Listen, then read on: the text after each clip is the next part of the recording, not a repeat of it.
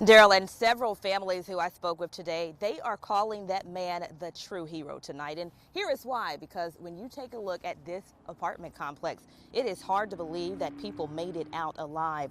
Firefighters say a few people were hurt. One woman had second-degree burns to her face, hands, and shoulder.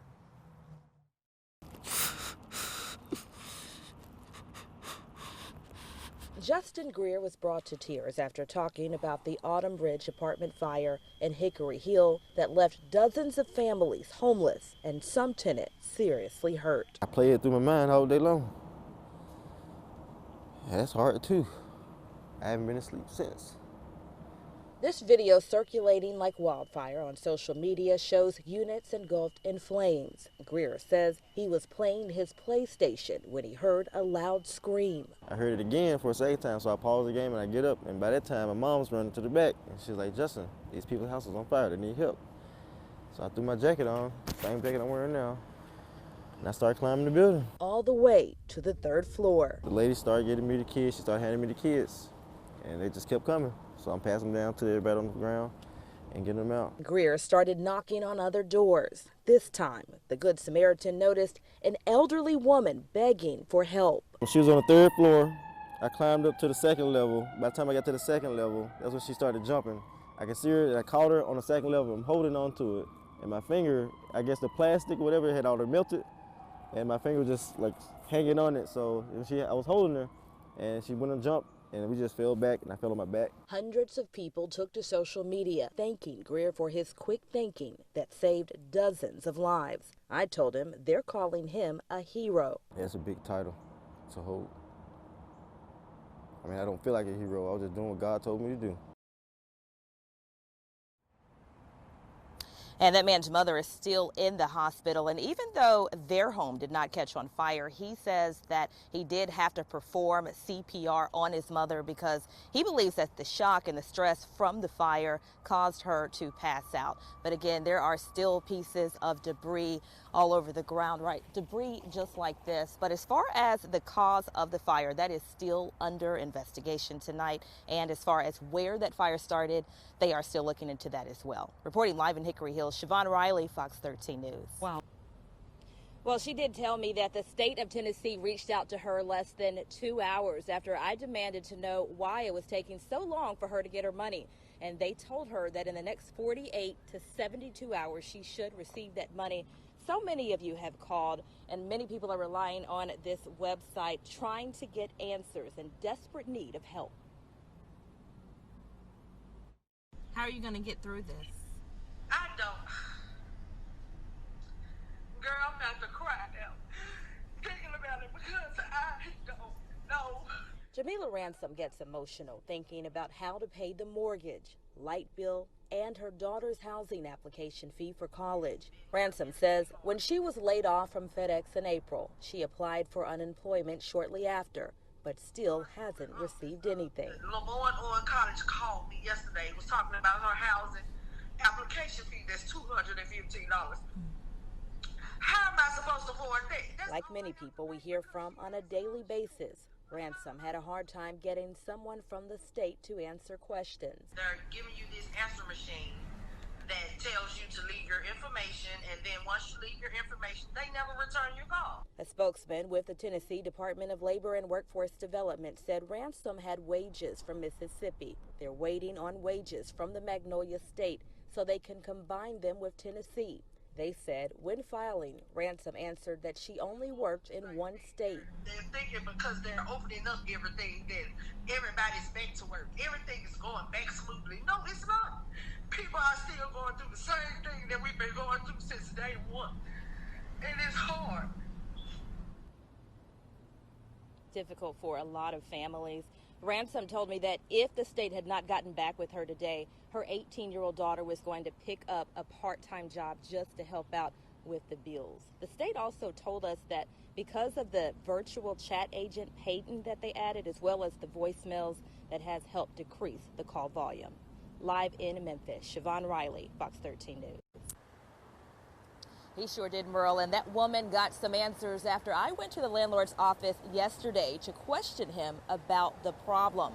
That woman, she is on dialysis, so any little thing can trigger her health. And she said that when she questioned the landlord for years, he always told her that it wasn't his problem. But when I reached out to the city told me it is the landlord's problem. Fox 13 first introduced you to Earlene Smith Pearl Tuesday after her bedroom ceiling in her home on Woodell Avenue collapsed, hitting her arm. She says every time she calls her landlord, he is slow to respond to problems like leaky ceilings and water coming through the windows. We pay $950 every month. It's not easy. It's not easy, but we do it. I'm just going to pray for him. Pray that he can see that we want to live good like he lived good. I went to Mid-South Best Rentals on Central Avenue Tuesday to question employees about the East Memphis home. Can you guys talk about that? No, I can't. Pearl says this is the company her landlord represents. They came out to fix the ceiling one day after our story aired. Pearl says she's never gotten a response like this. No, ma'am. It's the first time that they ever came here this fast. And we've been here, approximately over 5 years. When we interviewed Pearl Tuesday, she had to wear a mask because the smell from the water leak from the ceiling made her sick. Are you confident that this problem is going to be fixed? Not really. No, ma'am. I ain't gonna sit here and lie. No, ma'am, I don't. They fixed it, they had fixed it.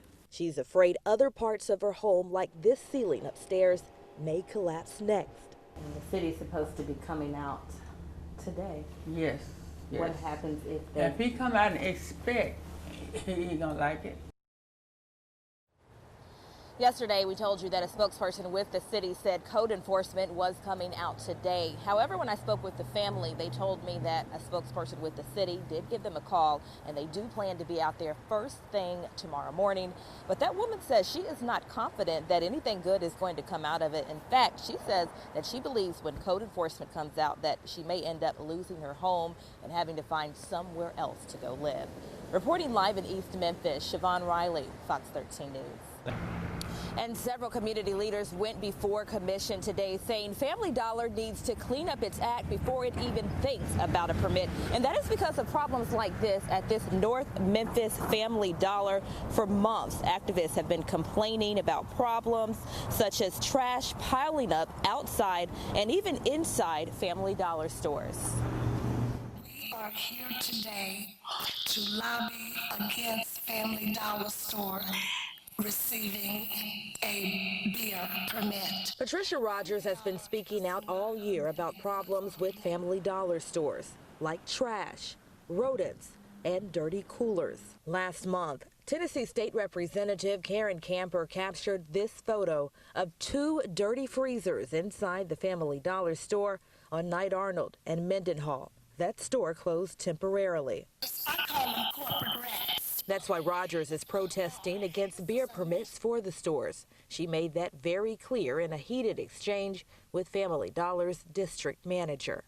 So we gonna shut you down. District manager Kevin Sparks told the Alcohol Commission he could not comment about those issues when board members questioned him about problems at the stores.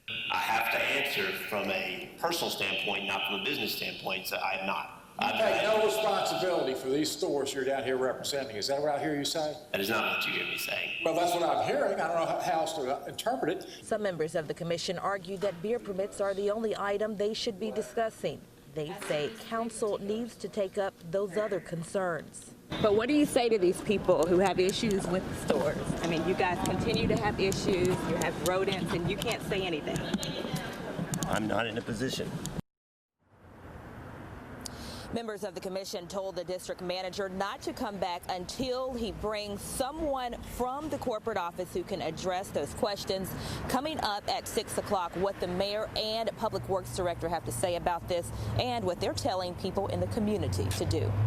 Live in North Memphis, Siobhan Riley, Fox 13 News. All right.